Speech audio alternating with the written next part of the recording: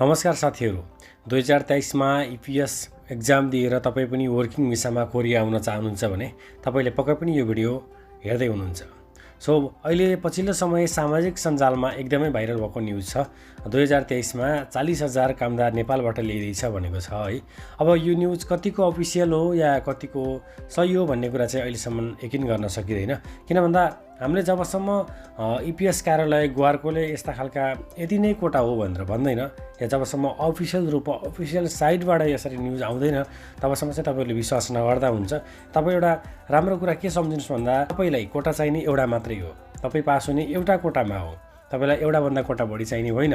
त्यसैले हजुरलाई चाहिने एउटा कोटा हो। हजुरले मेहनत गरेर पढ्दा हुन्छ। 40,000 कोटा खोलोस् या 4,000 कोटा खोलोस् केही पनि फरक पर्दैन। पढ्ने मान्छे, सबै मिलाउने मान्छे जसरी पनि पास हुन्छ या एउटा दुईटा बिगार्दा पनि पास भइन्छ। 40,000 कोटा खोलियो भने झनै राम्रो भयो, कम मिलाउँदा पनि पास भइन्छ।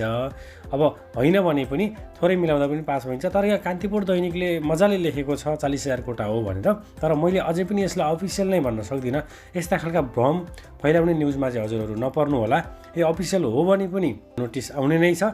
नआए पनि कोटा समथिङ 4-5 हजारको कोटा त अवश्य खुल्छ। त्यसको लागि तपाईँलाई इनफ हुन्छ। यो भिडियो मनपर्छ भने भिडियोलाई लाइक, च्यानललाई सब्सक्राइब गर्नु होला। Thank you so much.